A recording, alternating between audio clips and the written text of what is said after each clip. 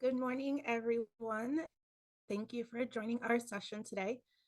If you're here, we hope that you will be able to learn a little bit about our project, Coaching for Equity in CS, and I'll make this a little bit more interactive as we go through after the introductions and overview of the project. So please feel free to type into the chat, and then we'll also have a point where you can also unmute and talk with us as well. So, Coaching for Equity in Computer Science, or CS, is an initiative that is focused on examining the impact of coaching on science teachers. And we're offering both a national virtual program through the National Center for Computer Science Education, which is working with the College of St. Scholastica and very soon with the University of Twin Cities, and a local program in Minnesota hosted through Code Savvy. You'll learn more about how the coaching model aligns with CA Computer Science Teachers Association standards and how we're emphasizing continuous support for high school teachers. Our focus is on being able to coach high school computer science teachers to implement computer science in a more equitable way. And you'll also learn how we have 3 focus groups that are considered historically excluded learners in the field of computer science. Today, we'll also share some resources that are free and open to you. They're two complete curricula, and you'll learn more about them. And we encourage you to visit the websites and use the materials however you see fit. So we're going to start off with just our little welcome. I want to do an overview of our coaching model and show you how we do PD with our coaches. We'll have a coaching scenario, and then there's some time at the end for reflection, recap, and questions. Before we dive into objectives and formal introductions, we just wanted to share this quote by Elena Aguilar in the National Equity Project. So keeping in mind through the presentation today that educational equity means that each child receives what they need to develop their full academic and social potential and thrive academically, socially, and emotionally. So keep this shared common goal, and it's why we're here, keep it in mind and what we're trying to accomplish. I believe we're going to share the link to the slides in the chat. We can do that, and we'll share them after as well. Just be aware that some of the objectives that we're doing today, I've already mentioned most of these, introducing you to the coaching project, sharing these resources with you that are free and open, and also highlighting this model for helping teachers who are teaching advanced placement computer science specifically. So who am I? I am Pauline Lake. I am the Professional Learning Manager for the National Center for Computer Science Education. I'm also a co-PI on the project. My entire career, I have worked with mobile computer science principles, which you'll hear a little bit about today and get to see the resources for. And see, I have a bachelor's in computer science and educational studies, which is a rare combination when I received that. And I also have a master's in public policy with a focus on educational policy.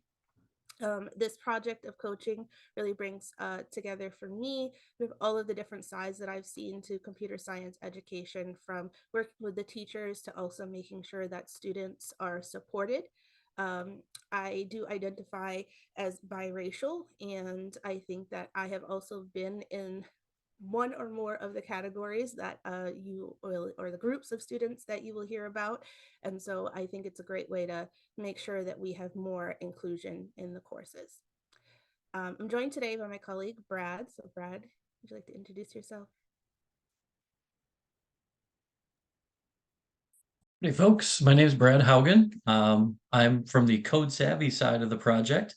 I'm a former high school math teacher that's really kind of got into computer science teaching my last few years and really recognized that computer science wasn't going anywhere. So if you remember the report from last year, Minnesota is dead last in high school course offerings of computer science. So it just fit that this job opened up, and I dove right in and was able to get in on this project, and I've enjoyed my time.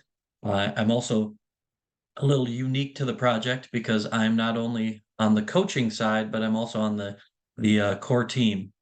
So making decisions to help the coaches along the way. So it's been a really neat perspective to do that. So really enjoyed my time working with Pauline and the crew. So we have a pretty good time here today with our coaching scenario that's going to be coming up, and we're going to give you a little overview here. But if you can introduce yourself in the chat and just give us a little bit about what coaching means to you. So whether it's coaching from back in the day, if you played some sports in high school, or if you've actually had the opportunity to do some colleague to colleague coaching, we'd like to hear that from you in the chat.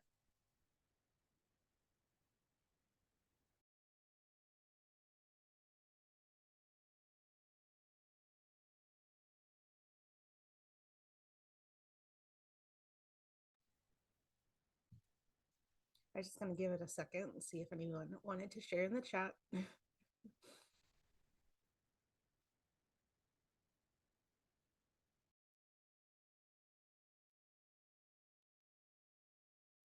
Mm, that's actually so in the chat we have support, and that is the first thing that came to mind for me right now.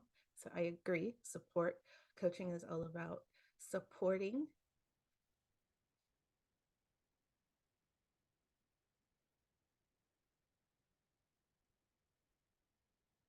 I would also add, if I were doing this, I would have said relationships. Very important to have a coach-coachee relationship. I also see in the chat encouragement and correction when necessary. Yes. And we'll also see, yep, encouragement again. We'll also see how, in order to be able to give like feedback and correction in a way, and also to be able to receive it, there needs to be a sense of vulnerability, which in order to be vulnerable, you have to have built relationships and you have to have shown support. So all of these are great. All of them are connected. Guidance, definitely. Developer, yep. So you have someone who's helping you develop your craft, whatever that may be. Maybe they're talking to you, maybe they're modeling for you. Absolutely. So thank you to those who are participating in the chat. Feel free to add others if other thoughts come to mind on what coaching means to you, or if you want to share something in the chat about an experience you had with coaching. Um, we are using the Coaching for Equity book by Elena Aguilar as a resource for this project. And we have our coaches introduce and reading the book. So we want to take a moment to recognize Elena Aguilar's work for Coaching for Equity and how it's centered around these 6 dispositions. So when we work with our coaches, we refer back to these 6 dispositions, which are of compassion, curiosity, courage, trust and process, humility and neutrality, and learner orientation. So thinking about how these 6 coach dispositions could be connected to all of the words that you thought of in the chat a moment ago, and how coaches can use them to help the coaching process. So we want to give you a brief introduction to our coaching model and show you a little bit of what a professional development might look like for our coaches. Our coaches are meeting with us in the summer. They do extensive 25-hour professional development. And then during the academic year, they meet monthly with us, and we do sort of what's called just-in-time PD. So we want to share what our coaching model is and do a little PD with you. So there's a lot of graphics that are shown on this page. This is really to illustrate our project and our overview. So sort of the research in the top left, we have demonstrated how we have identified a need, and we know that we need to have support for teachers in order to improve their classroom practice. We have this intervention that we are doing, which is our high quality CS coaching programs. And then we're hoping for this outcome of increased ability to implement equitable teaching practices. In the end, we're hoping that the impact is going to be that all students in CS classrooms are engaged and learning. Below that, we have 3 circles that are identifying our 3 target populations. So this is an NSF, National Science Foundation grant. We're funded by the NSF, And with NSF, we need to identify some focal populations. So we have three. So we have females and female identifying students, English learners or emerging multilingual students, and students with disabilities or students who receive special education services. So we take time to focus on each of these groups, how to support them. And we often find as well that many of the teaching strategies and teaching practices that we discuss with the coaches can be used with all three groups. It's not that they have to be specific to just one. But we know that we need coaching in CS. It's a newer idea, and there are a couple other coaching programs that have happened. We have an advisory board, and we have those folks helping us, advising and supporting us as we develop our coaching programs. Um, on the right, we kind of show how the team is built. So at the top of the chart, you have your RPP team. That's our main core project team. And then we have our coaches who are our experienced computer science teachers, and they work with the teachers or coachees working 1 to 2. So one coach and two coachees, and they're helping implement the teaching practices. What Brad mentioned earlier in his introduction is that he's sort of been a part of the team. He is a part of the team now, but he started originally as a coach. We also this year have a teacher who was a coach last year that is a coach this year. So there's multiple ways that we expect and allow for participants to be involved in the project. So I've mentioned that there's two coaching programs. We have one with Code Savvy, local to Minnesota.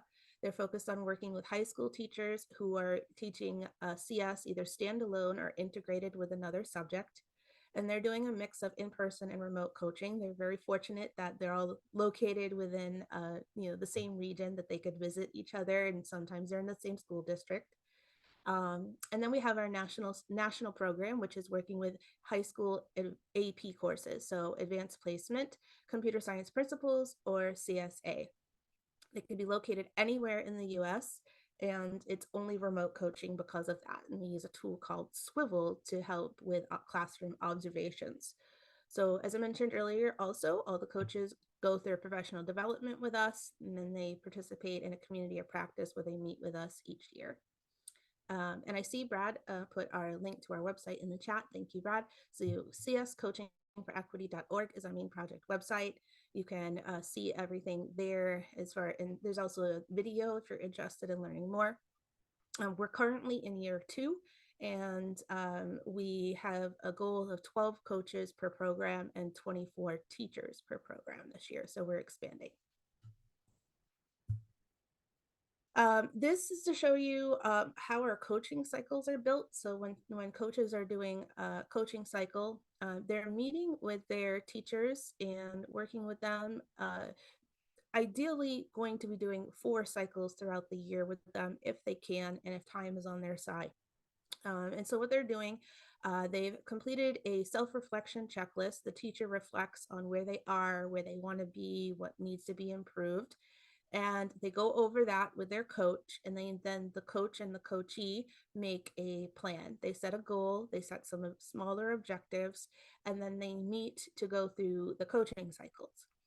So the coaching cycle would look like this. They would have a planning meeting where they would identify what objective they want to focus on for the cycle. They would make a plan for how the teacher was going to be implementing or what they were going to be implementing during the cycle.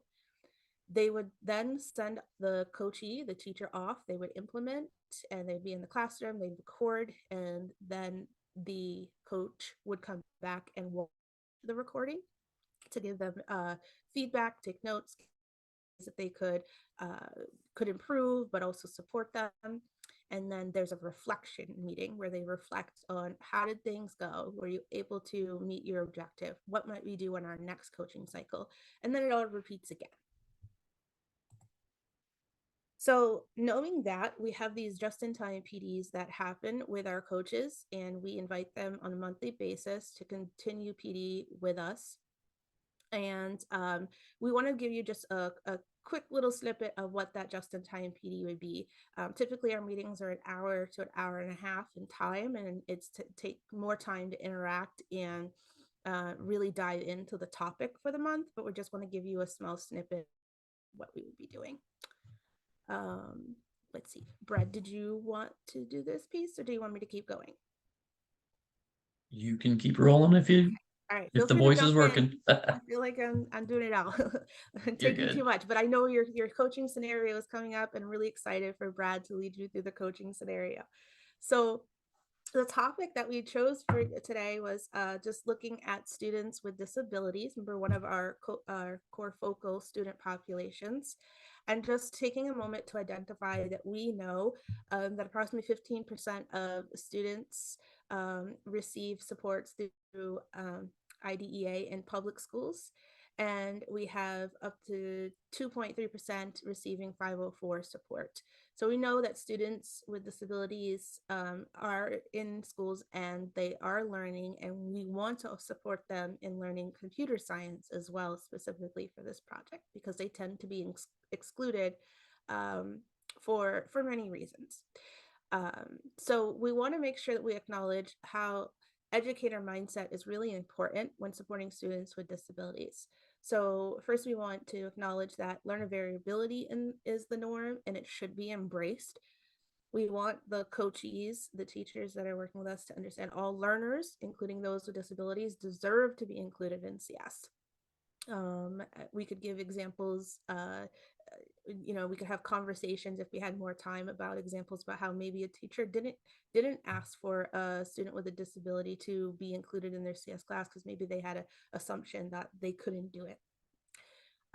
We need to stop blaming lack of learning and engagement on the students as well. And so part of the coaching program is focusing on inclusive pedagogy and practices that will allow students to be engaged. And that includes doing particular activities and exercises that are proven to work well with students with disabilities, and making sure all students are engaged in the classroom. So here's this is a jagged learning profile. And we just also want to acknowledge that we all have different learning profiles. We all have profiles that change over time. And our learning profile, how we're learning, might be different depending on what's going on at that particular time in our life, whether we're tired, are we stressed, are we have other family things going on. What's happening in the world around us and the circumstances that we're in may influence our learning profile and how we show up ready or not ready to learn in the space that we're in. So a strategy that we would share, and we're going to share with you all today, and some of you may have heard of this, is UDL. Brad, did you want to jump in? Yep.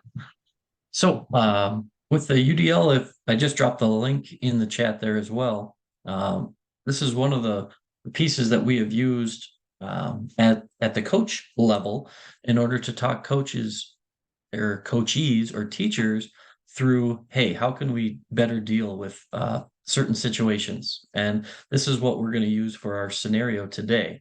So first thing we'd like you to do, if you could open that up and look at the engagement category and just kind of go through that.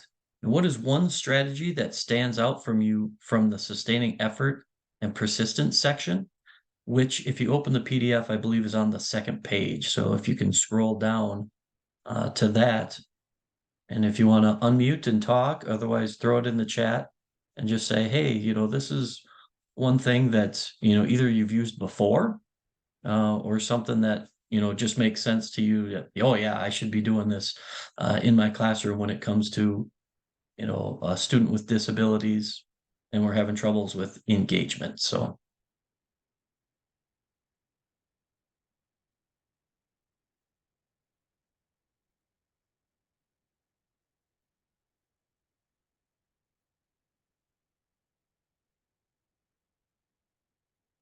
yep. So if you look at the engagement on the left-hand side there, and Pauline, if you can scroll down to the second page, there's the options for sustaining effort and persistence. So if there's any of those strategies that jump out at you, if you can either give a shout out or again in the chat, you can just say what one of those means to you.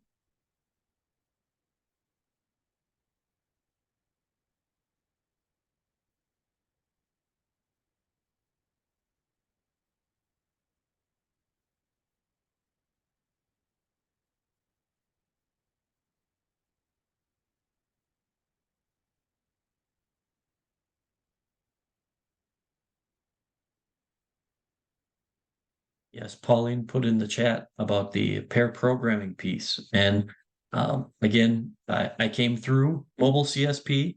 So as we talk about that a little bit later here, uh, that is one of the pieces that I just fell in love with is having the students helping students and just getting them to try to build that perseverance. And I think for me as a teacher, when I was in the classroom, I think trying to build the classroom culture around that bottom one there, actually recognize students for demonstrating that perseverance. You know, perseverance doesn't mean that they've been successful, but just that they're continuing to grind. They're fighting the fight. They're doing their best to try to learn their way. Through. And again, we jump back to that jagged learner profile. They're winning little battles. They're overcoming things that other students might not. So just to be able to recognize students for that, I think sets a big sets your class culture in the right way. So yes, the sharing of the products, that's excellent. Because again, we want students to feel proud too about what they've done. So being able to share that and again, get that whole classroom community feeling of everybody's behind you and you've done these things. And I think CS lends itself to this a little bit more than, back in the day when I was coaching or teaching math. Our math projects weren't as fun or things like that. In retrospect, I think I could have made them a little better, but I think CS just lends itself to more of that community of learners and, having a stake in what somebody else's accomplishments are when they're building an app or whatever the programming project might be.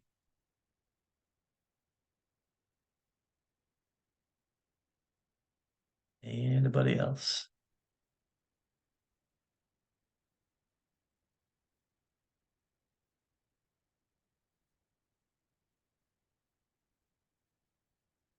If you want to go ahead and pull back that little piece there, Pauline. So now for number two, if you look back at the recruiting interest section, which is on the top there, what are some connections you can make between the recruiting and that sustaining effort and persistence?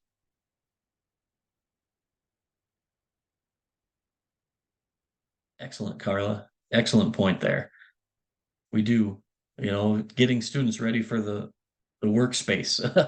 It's not there's not too many islands out there anymore where people are just kind of off working by themselves. And it's a testament to this project. It's whether I'm working with the core team or I'm working with my coachee, it's always a collaboration. So that is a big piece to get students into that mindset. Excellent point.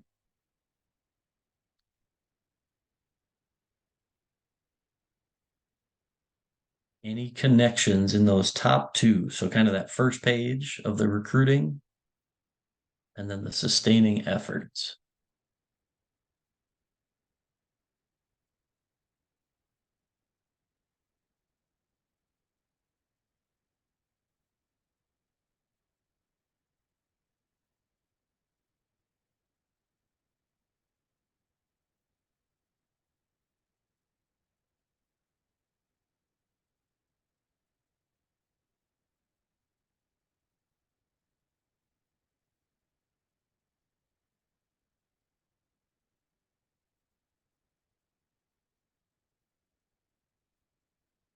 I think that the strategies that kind of lend themselves, you may not see that original connection, but just giving the students choice and voice.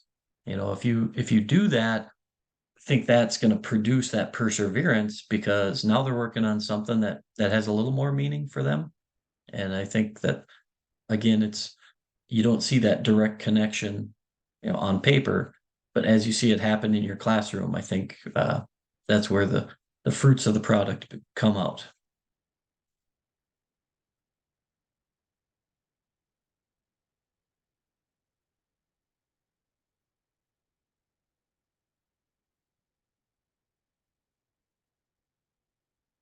Last one here. How does that self-regulation section, build on those previous two? So now if we look at that very bottom in that first column,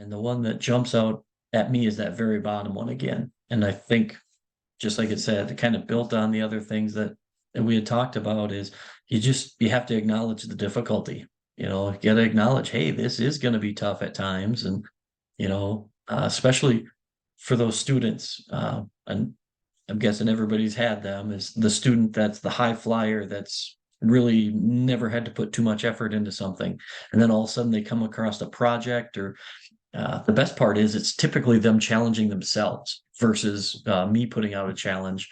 But just, hey, it's difficult now. How are we going to handle this, and how are we going to get through it? So I think that's one that really builds on everything else that we've seen. Excellent connection, John.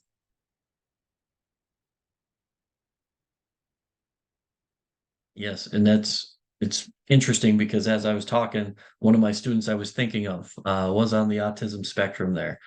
Uh, so that is a good connection.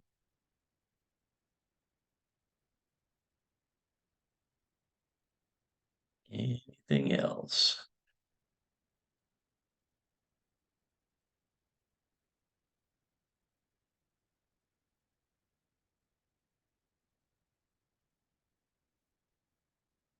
All right, Pauline, if you want to jump back in and talk about the two curricula. Sure. And if you could help me, Brad, with maybe sharing some links in the chat, that would be great.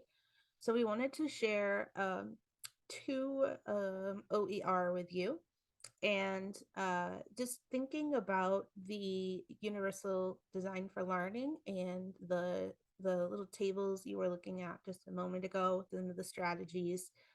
You could take those strategies and use them in your lesson plans for any course, any curriculum. You can build them in and get creative, do it yourself. um, we realize though in the coaching program that a lot of the coaches that are coming to us are newer computer science teachers, right? They're looking for support. They're just starting to teach computer science. Maybe they've been teaching it for a year or two, and they for a and support, and they may not be looking to write their own curriculum or modify their own lessons. So we also get teachers that come to us. They're teaching computer science. They just found out, and they have not done much computer science, and they don't know where to start. So we have these two curricula that are complete curricula. There's the student curriculum and the teacher complete set of teacher materials for both. They are both available under Creative Commons. So I know the keynote speaker spoke yesterday about Creative Commons licensing, and both of the curricula are available under CC, and they're focused on using inclusive pedagogy. So all of the lesson plans that go with the student materials have examples of using inclusive strategies, and the lessons that are built for each also incorporate some of those things that we just saw with UDL, which is like the student choice, for example, where they can choose whether or not they want to do this or that for a project. So, mobile computer science principles, I mentioned earlier, is how I got my start into computer science education. And this is a curriculum for advanced placement computer science principles. It's an introductory computer science course focused on mobile computing. Students are learning mobile computing through building mobile apps using MIT's App Inventor, which is a blocks-based language. And again, there's student and teacher materials available. Brad put the project link into the chat for you, and then you can go to course.mobilecsp.org to see the student materials, or teach.mobilecsp.org to get the teacher materials. CS Awesome, on the other hand, is for Advanced Placement Computer Science A, and it supports students who are transitioning. Maybe they had just done CSP and they're moving into CSA and they're getting ready to learn Java. So you can go to csawesome.org to see the teacher materials and our project website. If you request to join the forum that we have with over 3,000 educators, just mention SUNY in the request box, and we'll make sure that you get in as soon as possible today. You'll get access to all of the lesson plans. CS Awesome lesson plans are shared on Google Drive, whereas Mobile CSP, they are shared on Runestone Academy.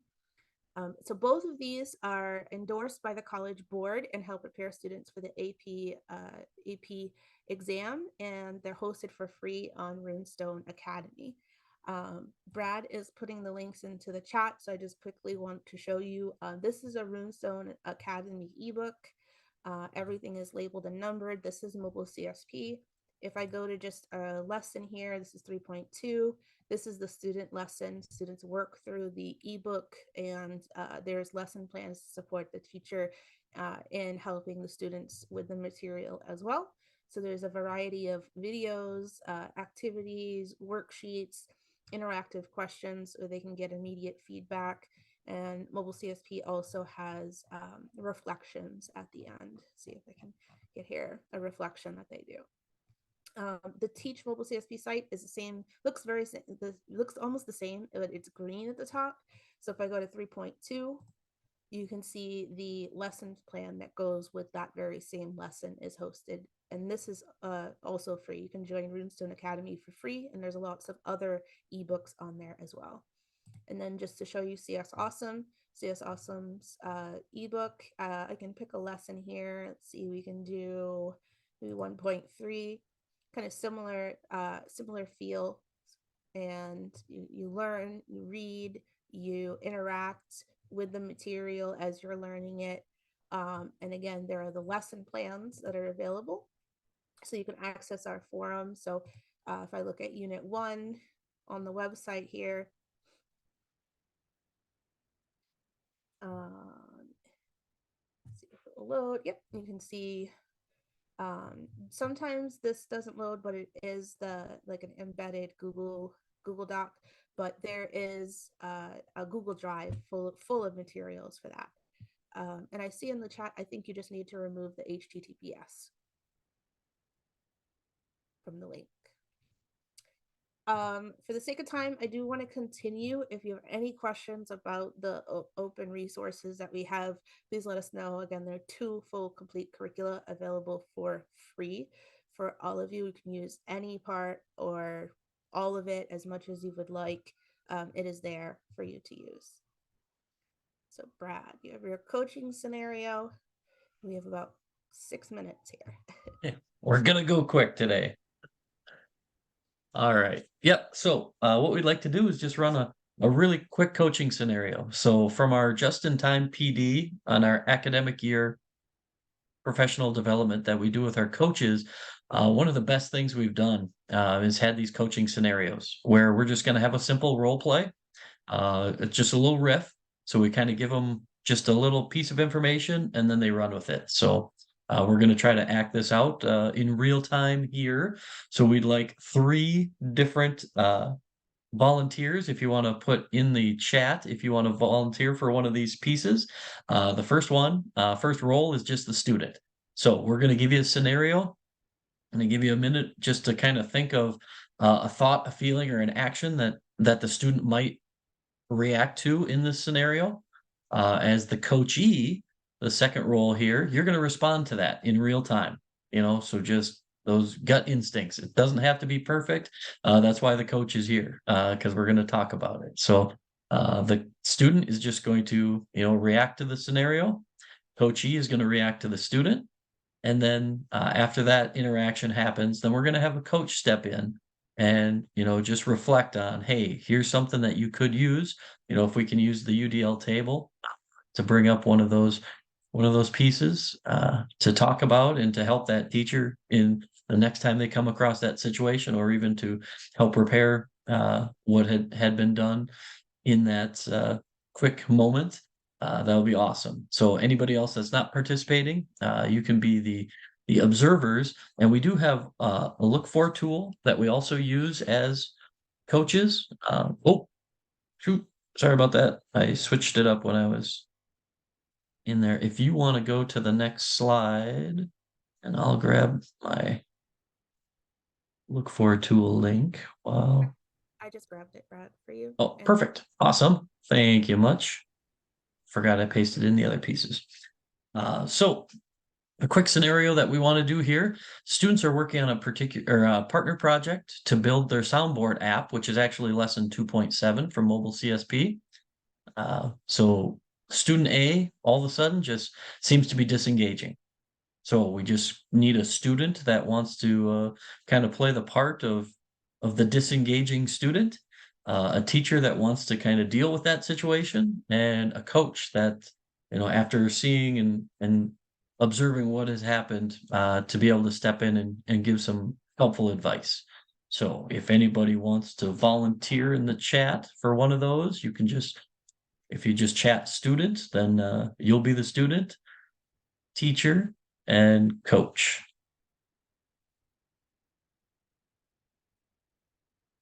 We only have a few minutes, so if anybody can pop in and help out. And we have found out that the best students are always the experienced teachers. They've played those parts before in their heads, or they recall certain students that they've had in the past and play those roles very well.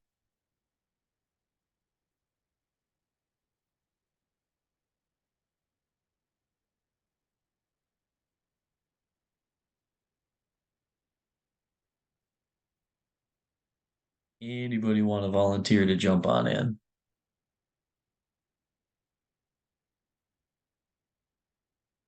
It looks like nobody else wants to do it, so I'll try, although I don't exactly know what students do in that class. So I can be disengaged though. Perfect. Yeah, I can handle Thank that. you. Yeah. Thank you, Angela. Yeah. Anybody want to jump in and be the teacher? I can be the coach if that's probably the most fearful one. Anybody want to jump in and be the teacher to react to Angela?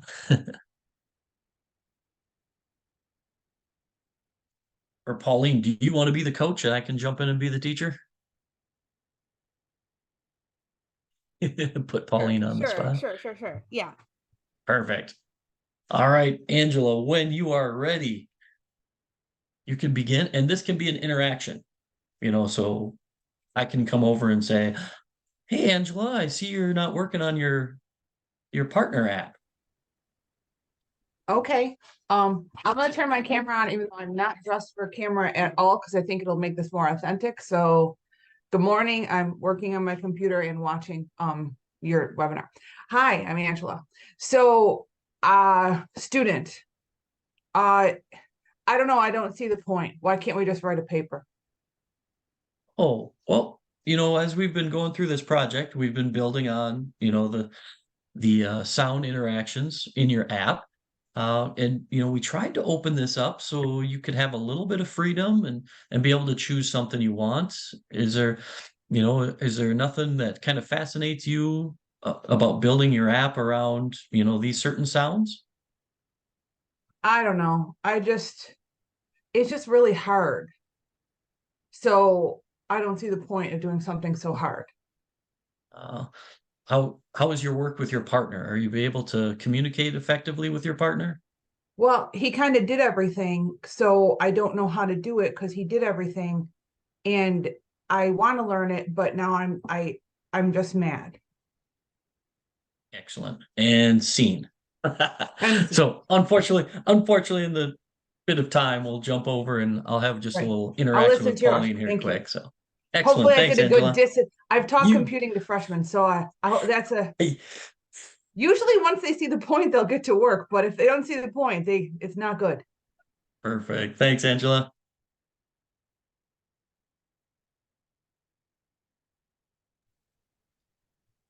All right. All right. So, Ready? All right. So, yep. hi, Brad. Good to see you again. Glad you could make it for our next meeting. Tell me how things have been going since we last met. Pretty good, but this last lesson, I had a student that, was just disengaged and, you know, we're working on the soundboard app, which is kind of nice because it gives students choice and, they can kind of pick things that they enjoy to work on and just, wasn't getting any positive feedback. So, the other thing, that the student brought up was, that kind of the other student kind of took over and kind of did everything. So now they feel like they don't know how to do it, or, and maybe I didn't ask the question, but, maybe it wasn't things that they liked, on that soundboard app. So, Mm. So it sounds like you're giving pair programming a try, and we had talked about that previously, right? Have you been looking at the strategies for improving pair programming and how to implement that? Like, how did you end up pairing the students together? yeah, well, so, I tried to kind of match them with somebody that was ability wise in the same group, but, I must have kind of missed the boat when it came to this one. So, What do you think about changing it up for doing another round of projects? Do you have time with class to do maybe another class day where they're working? yeah, I think I could do that. The other thing is, I think I should talk to the student about, maybe if they do have interests of their own and they wanted to build maybe give them an extension and let the student take a little extra time to do something that they can be proud of. And again, just to make sure that they're learning those base concepts, since the student did say didn't feel like they knew how to do the coding for it. So and scene. Excellent job, Pauline. Way to step in. Thanks again, Angela, for doing that. I see we're over time here, and appreciate it. But if you have some time to stick around for a quick reflection and recap with us, that'd be awesome. I'm just going to post the last slide. It's there and say thank you to everyone for being here. And thank you to Angela for participating in the scenario. Thank you to everybody who participated in the chat as well and made it a little bit more interactive. And we hope that you'll take a moment to look at the website and check out all of the resources. There is so much there for you to use. Again, Mobile CSP and CS Awesome are both free, open, under Creative Commons license, and they are built around the foundation of inclusive pedagogy and equity.